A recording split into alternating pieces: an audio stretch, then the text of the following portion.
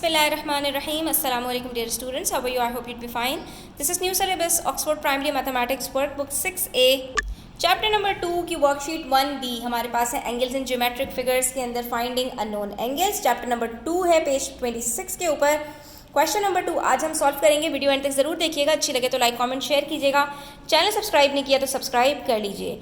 अब यहाँ पर बच्चों आपको इन्होंने सवाल के अंदर काफ़ी कुछ जो है वो एक तरह का पजल बना कर दिया है, बट हम इस क्वेश्चन को एक गेम की तरह सॉल्व करेंगे। आपको मज़ा भी बहुत आएगा इंशाल्लाह और बहुत आसानी से हलवे की तरह ये सॉल्व भी हो जाएगा। तो अब यहाँ पर हमसे कह रहे हैं कि भैया एक ABCD है जो देख सकते हो, ये एक पैरेललोग्राम है।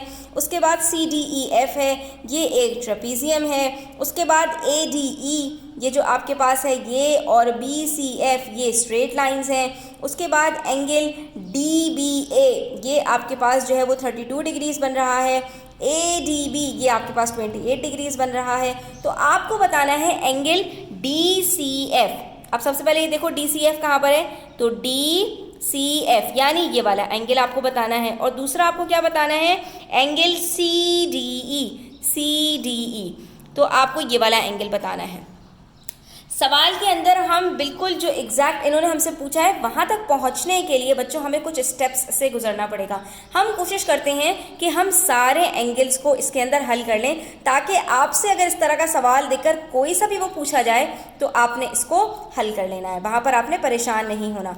सबसे पहले बच्चों मुझे इसकी रग को पकड़ना है, यानी मुझे देखना है कि भाई मुझे कहाँ से कौन सी चीज़ पता चल सकती है।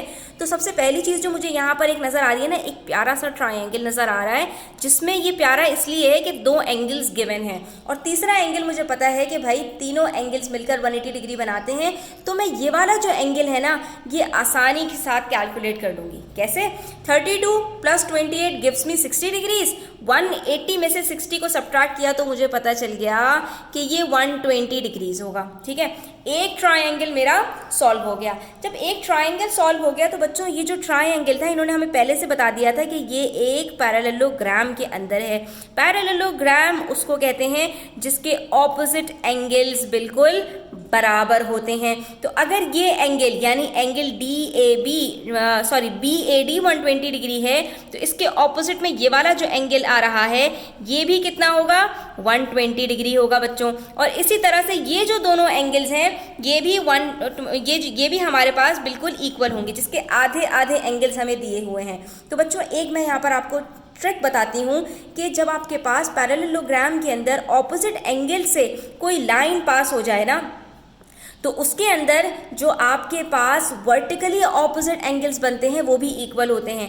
यानी यहाँ पर ये जो 28 डिग्री बन रहा है, इसका वर्टिकली ऑपोजिट एंगल यहाँ बनेगा लाइन के इस तरफ। लाइन के इस तरफ है और इधर इसके लाइन के इस तरफ है, तो ये भी आपके पास 28 डिग्रीज होगा। ठीक है, और यहाँ पर जो आपके पास 32 डिग्रीज बन रहा है, तो यहाँ पर लाइन के इस तरफ है ये, और इस तरफ आ जाएंगे तो ये लाइन के इस तरफ हो जाएगा, ये भी आपके पास 32 डिग्रीज होगा। अब मैं आपको ये प्रूफ कर सकती हूँ कि हमने बगैर लंबी चौड़ी कैलकुलेशंस के लिए बिल्कुल सारे एंगल्स जो निकाले ना पैरेललोग्राम के अंदर, ये बिल्कुल सही हैं। क्यों? क्योंकि इस ट्राइंगल के अंदर तो 180 डिग्री बन गया था, और इस ट्राइंगल के अंदर भी 180 डिग्री बन गया, और 180 + 180 360 डिग्रीज होता है। और दूसरी चीज़ 32 और 28 को प्लस करोगे तो ये 60 डिग्रीज बनता है, और 60 डिग्री और 120 को प्लस करोगे तो ये 180 डिग्री बनता है। और हमें ये बात भी पता है कि पैरेललोग्राम के अंदर जो दो हमारे पास पैरेलल साइड्स होती हैं, इनके बीच में बनने वाले दो एंगल्स हमेशा 180 डिग्री के बराबर होते हैं। तो 120 + 32 + 28 ये तीनों एंगल मिलकर 180 डिग्री बन रहे हैं। इसी तरह से 28, 32, 120 ये तीनों भी मिलकर 180 डिग्रीज बन रहे हैं। इसका मतलब है ये पैरेललोग्राम तो बड़ा स्मूथली सॉल्व हो गया। अब इन्होंने हमें जो अगली बात बताई है वो ये है कि ये भी एक स्ट्रेट लाइन है और ये भी एक स्ट्रेट लाइन है। स्ट्रेट लाइन से भी याद आ गया 180 डिग्री का कुछ था कि स्ट्रेट लाइन के ऊपर बनने वाले सारे एंगल्स का सम 180 डिग्री के बराबर होता है।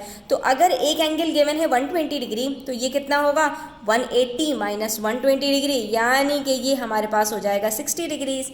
इसी तरह से यहाँ पर हमारे पास जो स्ट्रेट लाइन है उसमें 3 एंगल्स बन रहे हैं। कोई बात नहीं, इन दोनों को प्लस कर सकते हैं ना, इन दोनों को प्लस करते हैं और 180 में से सब्ट्रैक्ट कर लेते हैं, तो 28 + 32 60 होता है। 180 में से 60 को सब्ट्रैक्ट करोगे आपके पास आंसर आ जाएगा 120 डिग्रीज। ठीक है, जब आपको ये पता चल गया बच्चों, तो अब यही दोनों एंगल्स तो बेचारे बचे हैं, इन दोनों को भी हम सॉल्व कर लेते हैं। ये भी कुछ मुश्किल नहीं है। इन दोनों को कैसे सॉल्व करेंगे ये देख लो।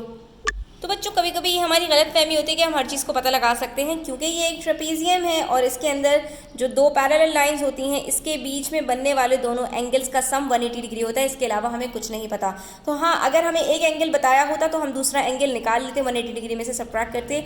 लेकिन क्योंकि दोनों एंगल्स हमें नहीं पता तो हमें इसको पता लगाने का कोई और तरीका मौजूद नहीं है। अब बात कर लेते हैं इसकी कैलकुलेशंस किस तरह से करनी है। तो सिंपली आपने पहले ट्रायंगल के अंदर ये बता देना है कि भाई ये दोनों एंगल्स गिवन थे, 180 डिग्री में से सबट्रैक्ट करके तीसरा एंगल निकाल लिया।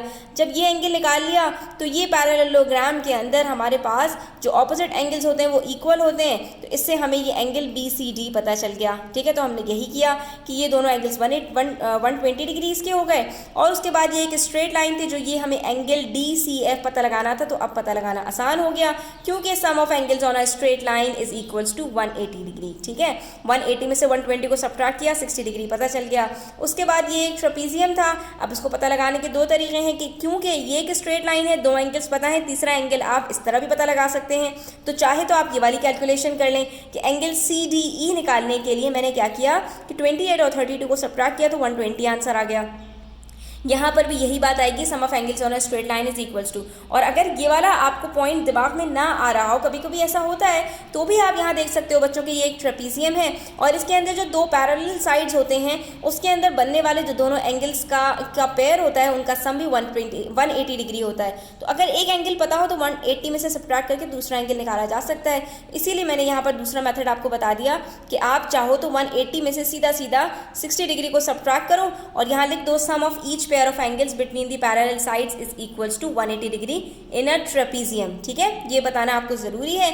तो इसका मतलब क्या हुआ कि ये हमारे पास 120 डिग्री आया। दोनों सूरतों में आंसर सेम आएगा, इसलिए आपको परेशान होने की ज़रूरत नहीं है। जो भी आसान लगे वो आप यहाँ पर सॉल्व कर सकते हो उस तरह से। ये हमारा क्वेश्चन नंबर 2 कंप्लीट होता है। आई होप स्टूडेंट्स क्लियर हो गया होगा। स्टिल कोई क्वेश्चन हो, क्वेरीज हो, कमेंट सेक्शन में आप पूछ सकते हैं। Thanks for watching the video till the end. Take care. अल्लाह हाफिज़।